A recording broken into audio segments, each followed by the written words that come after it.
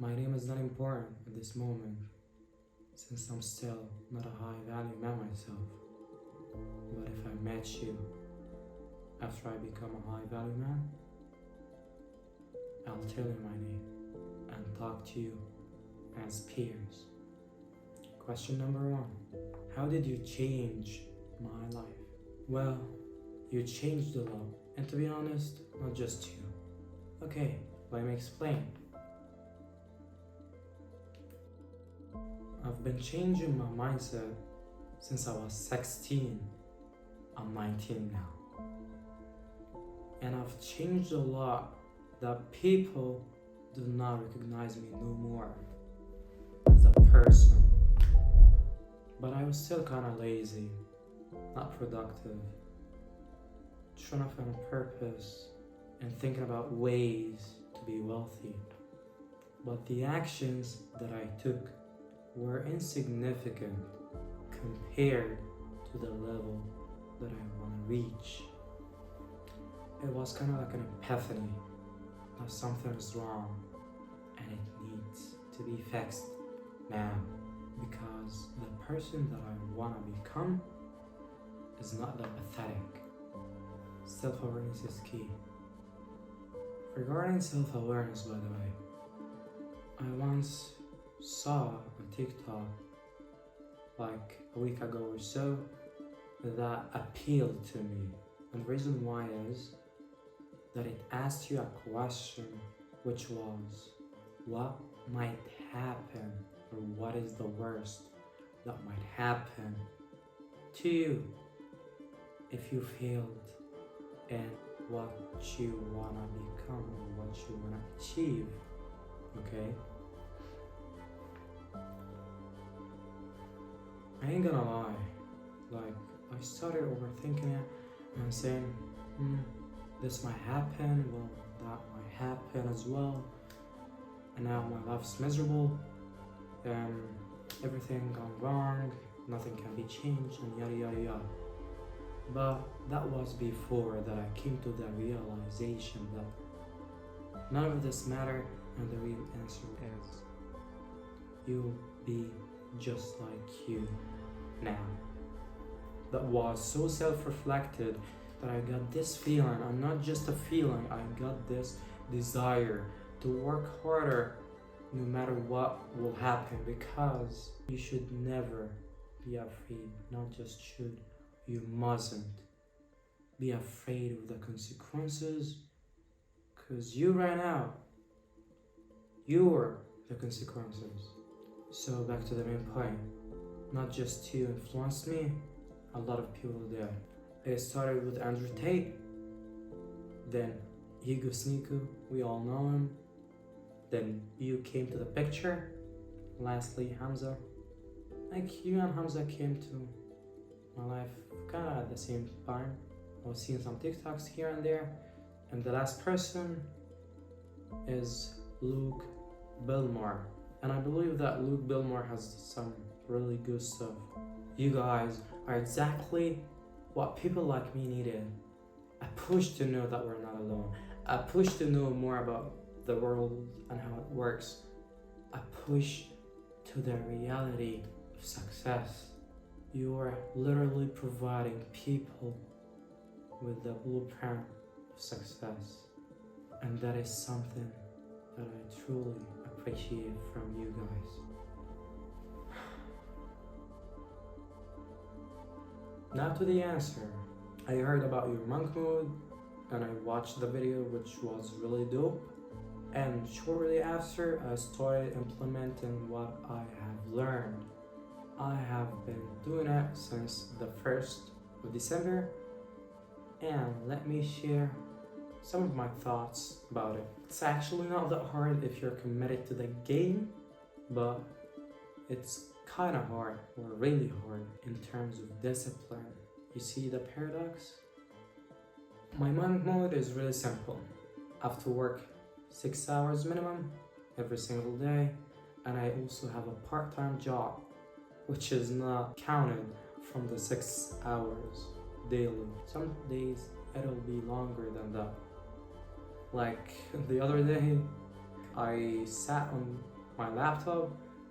Yeah, exactly. I sat on it at 1 p.m. and I turned it off at 1 a.m. But let's deduct like 2 hours or so from like my lunch, my stuff, going there and here, because I took like some time in between to eat, to do stuff. So overall, 10 hours of my part-time job and also learning. So that was a really crazy day, which I was extremely tired after. Yeah, but it's worth it, and it was worth it, and it will remain worth it. This was the first term in my monk move. The second one is working out, but I'm still in the beginning of my calisthenics journey. So the bare minimum is 100 push-ups a day. That's if I didn't do more. That's if I didn't work out anything else. That's if I didn't train legs, train pull-ups, anything, because I have bought a pull-up bar recently, which is really durable and it's really nice from Decathlon. And also I gotta train my legs, do squats and do stuff, do variations, and I also gotta train my abs. Yeah, but that's the bare minimum. The bare minimum is 100 push-ups, and that is the second term. The third term is instant gratification. Okay, I'm gonna be honest with you again. I'm not 100% doing it, but I've achieved a lot. It's better than nothing, right? So I limited my screen time to only 3 hours maximum daily, and I also closed my Instagram. I really didn't spend that much time on it in the first place, but I also closed it for extra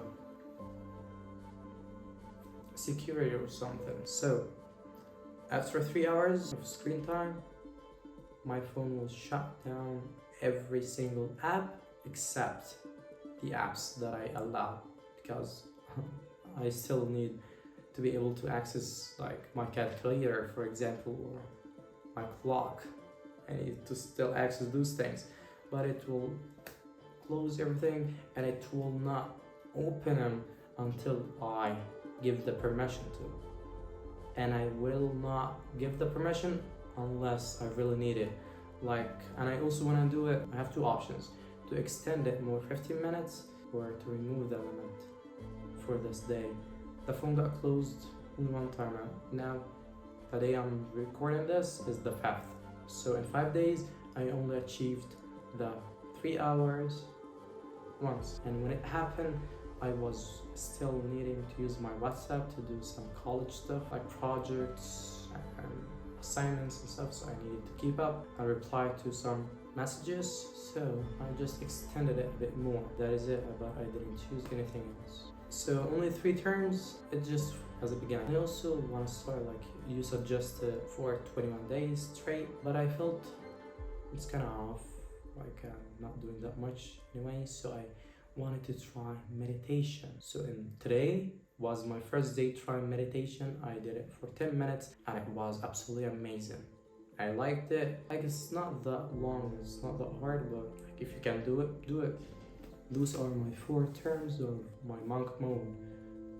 I've just added one recently this day, but I'm willing to continue those 4 terms till I finish this period. So what do I do on my 6 hours of work? Because it's not working technically. So I'm actually a video editor, and I'm also learning digital marketing. I'm taking a course. It consists of 3 levels: Challenger, Professional, Advanced. I'm in the middle of the professional track, so I'm halfway in already. And in video editing, I already know how to use Premiere, but I'm learning After Effects to be a better editor. And if you are into video editing and you tried After Effects, you would know how crazy and how hard it can get So I am putting those hours to learn and to work on some like projects to build my portfolio and stuff to be able to work as a freelancer ASAP. I'm also gonna start my own YouTube channel, which will be about calisthenics, but I still need to do some work to start it. I'm not procrastinating if that's what you're thinking. I'm not gonna get any camera, I'm just gonna record with my brother's iPhone, and my brother will be with me in this journey as well. I brought him in, and he's into self-improvement with Hamza and you. So we are putting in the hours. He's still kind of, in the beginning, but I'll get him. Now, the things I don't agree with. It was a pretty great initiative from you to make the last offer of $950 instead of $2,250. But you have to consider that a lot of people don't even own that amount of money. Me, myself, I don't have it. It's not about me not willing to learn or not wanting to join. But what can I do? Go rob a bank? And it pisses me off that something I want, I can't even pay for it. That's sad. But that's why I gotta work hard. It's kind of like a drive, but it's still appreciated though, don't get me wrong. I'm sure that there are a lot of people who took advantage of it and used it. So overall, it was a good move. But I still slightly disagree with the idea. And I know for sure that you still gotta pay for the people that are working in the agency as well. I also watched your Renaissance Man premieres, all of them. I was there the whole time. And one thing that really stuck in my mind was about the salary, which is kind of like a scheme from the puppet master, as you call them, that the increase of salary is not linear. They try to make you fall into the trap of getting your expensive above your income. So now you're stuck. Now you're a slave. That was really smart from them, really good from you to mention, and I really liked it, and it opened my eyes. I see that people getting into mortgage and getting stuff and getting debt, but I've never thought about it this way, about the conspiracy theory stuff. But it makes total sense. So to wrap everything up, we're doing a great job for these young people out there who are lost, don't know what to do, but they got the desire to thrive, and you guys are guiding them. And just a quick message for Iman: I respect you for what you're doing, and by that I mean two things. For the man you are, the high value man, and for guiding people and teaching them and giving them the path that they need to follow to become like you, maybe even more. I'm pretty sure that I'll get there one day, and I totally understand that it's not gonna come overnight, but I'll do my best to expedite everything up. I'll put in the hours, the efforts, the stress, anything it will take, so I can get there even faster and become the man that I want. It's not just about money, it's about commitment, it's about personality, it's about values, beliefs, mindset, everything. And regarding mindset, I'm actually into martial arts. That was from a long time. I trained like 1 month for MMA, but my main goal is to learn Jeet Kune Do. This is a sport or a martial art that Bruce Lee created, or Muay Thai. And I got coach for Jeet Kune Do, but I still gotta travel back and forth to get my training. But it's totally fine. It's worth it. Like everything else. That is it.